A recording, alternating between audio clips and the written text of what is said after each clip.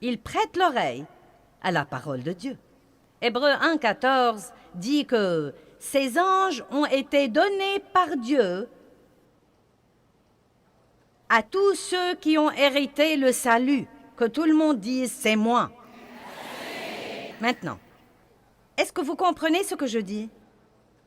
Si vous voulez que vos anges vous aident, vous devez leur donner quelque chose pour qu'ils puissent travailler. Et donc, la meilleure chose que nous puissions faire si nous avons des ennuis, c'est de dire « je crois la parole ».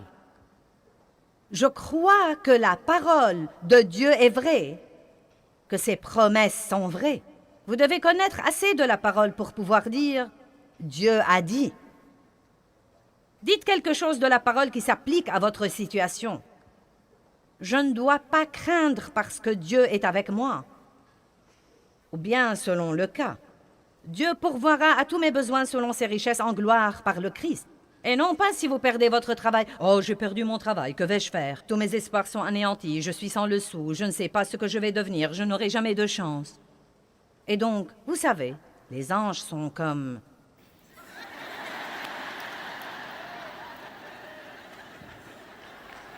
Allez, donne-nous quelque chose pour pouvoir travailler. Est-ce que vous comprenez? Veux-tu me donner un petit quelque chose pour que je puisse travailler? Dis quelque chose pour que je puisse travailler. Vous pourriez donc essayer de dire quelque chose comme « Bien, j'ai perdu mon travail. Cela ne me transporte pas de joie, mais je crois que Dieu a un meilleur travail pour moi. Et je crois que quand je sortirai chercher du travail, j'aurai la grâce du Seigneur partout où que j'aille. Je me fie complètement à Dieu, j'ai des anges. Seigneur, libère-les et laisse-les ouvrir des portes pour moi en ce moment. Ces anges seront heureux parce qu'ils pourront vous aider et travailler pour vous. Amen. Maintenant, je vais vous le dire en avance. Quand vous êtes vexé, bon sang, c'est dur. Parce que tout en vous veut parler de ce que vous ressentez.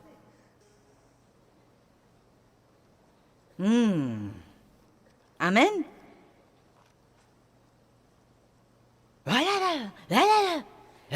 J'en ai vraiment assez. Et si vous avez quelqu'un autour de vous qui essaye de vous calmer, vous aurez envie de le gifler. Non. Et je vais vous dire ce que je déteste. Que quelqu'un de ma famille me dise « Eh bien, je connais une dame pasteur qui dit... »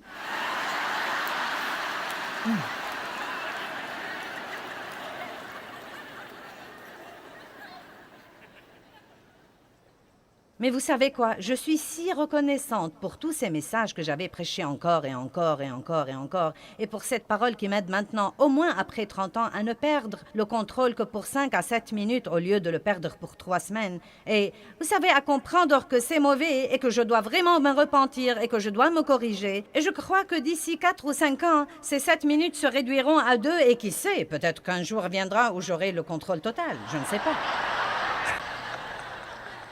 Mais c'est peu probable tant que je suis dans ce coup charnel, mais je vais vous dire une chose. Je ne veux pas une bande d'anges paresseux qui me suivent partout sans rien faire, parce que je les entrave constamment avec les trucs stupides que je dis. Je veux que vous compreniez ceci. Les paroles ont de la puissance dans le royaume de l'esprit et Dieu vous a donné de l'aide. Il vous a assigné des anges et les anges ne sont pas de petits gros bébés avec des ailes. Non, mais les dessins que nous voyons des anges, non, mais sont si ridicules. Oh! Je ne le crois pas. Non, mais ce sont des anges puissants, guerriers, qui mesurent 3 mètres et demi à 4 mètres et demi. En fait, je vais vous raconter une histoire. Vous pourriez la croire si vous avez assez de foi. Je n'ai pas vu ça, mais je crois l'homme qui l'a raconté, car je ne pense pas qu'il savait assez pour l'inventer. Un homme est venu à une de mes réunions à Phoenix avec sa femme. Il n'était pas croyant. Il est venu... C'était son cadeau d'anniversaire à sa femme. Il l'a amené, il est venu avec elle. Et pendant la louange et l'adoration, elle a dit qu'il a commencé à sangloter. Et elle lui a dit, « Qu'est-ce qui te prend? » Il lui a dit, « Tu n'as pas vu ça? Tu n'as pas vu ça? » Et elle lui a dit, « De quoi parles-tu précisément? » Il a dit, « De toute façon, l'histoire ressemble à ça. Je portais du blanc ce soir-là, et quand je suis sortie... » Écoutez, maintenant. Quand je suis sortie, a-t-il dit, tous ces hommes très grands sont en fait sortis avec moi, et ils étaient tous vêtus en blanc également. Il a dit, je n'y ai pas trop pensé, j'ai cru que c'était la chorale. Et donc il a dit, quand Joyce est montée en chair pour prêcher, pour dire quelque chose, chaque fois qu'elle venait dire quelque chose, tous ces types la suivaient et venaient et formaient un demi-cercle autour d'elle. Mais il a dit qu'il retirait ses épées et qu'ils étaient au garde à vous.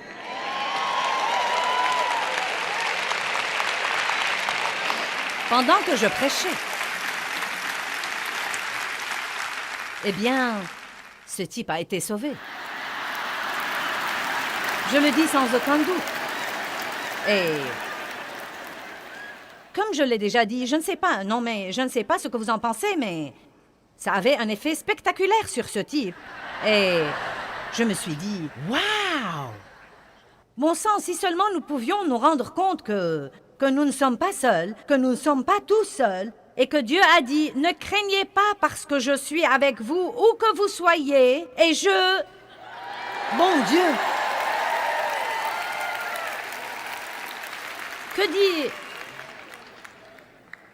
Que dit-il là? Écoutez. Écoutez avec soin, car il ordonnera à tous ses anges de t'accompagner et de te défendre et de te garder dans toutes tes voies d'obéissance et de service. Et ils te porteront sur les mains, de peur que ton pied ne heurte contre une pierre. Tu marcheras sur le lion et sur l'aspi, et tu fouleras le lionceau et le dragon. Wow! Mais n'oublions pas le psaume 103:20. Il prête l'oreille à la parole. Nos paroles ont donc un effet dans le royaume de l'esprit. Philippiens 2 dit, « Travaillez à votre salut avec crainte et tremblement. » C'est dans Philippiens 2, 12 et 13. Travaillez à votre salut avec crainte et tremblement. Travaillez à, et non pas travailler pour. Travaillez à votre salut avec crainte et tremblement. Puis il dit, non pas par votre force, mais Dieu vous aidera à le faire. Maintenant, cela veut vraiment dire que quand nous sommes régénérés, Dieu vient demeurer au-dedans de nous, et une graine de tout ce que Dieu a pour nous est mise au-dedans de nous. Cette graine est l'Esprit de Dieu. Jésus-Christ vient vivre en nous. Bien, maintenant, nous avons beaucoup de bonnes choses en nous. Savez-vous que chacun de nous, qui avons accepté le Christ comme sauveur, a tout le fruit de l'Esprit en lui, mais cela ne veut pas dire que nous le manifestons toujours. N'est-ce pas? Nous avons le tout en nous. Il est en nous. Eh bien, la Bible dit que nous devons le manifester. Il doit entrer dans notre pensée, entrer dans notre attitude. Vous voyez, cette vie merveilleuse qui est en nous doit entrer dans notre pensée pour nous apprendre à penser différemment. Elle doit entrer dans notre attitude et nous devons apprendre à avoir une attitude différente. Eh bien, il y a plusieurs années, Dieu m'a parlé un jour et il m'a dit, « Écoute, Joyce, il est temps que ta bouche soit sauvée. »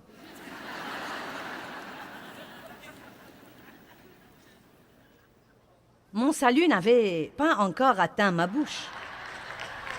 Qui sait ce que je veux dire par là? Vous voyez? Je n'avais pas l'air sauvé. Je ne parlais pas comme si j'étais sauvé. J'avais toujours une bouche charnelle. J'étais régénéré. Oui, je serais allé au ciel. Ça n'a rien à voir avec mon salut. Mais ça a vraiment beaucoup à voir avec ce que Dieu peut faire pour moi en cours de route pour le ciel. Vos paroles et mes paroles ont beaucoup à voir avec le genre de vie que nous vivrons sur terre pendant que nous attendons le retour de Jésus-Christ pour nous prendre avec lui au ciel.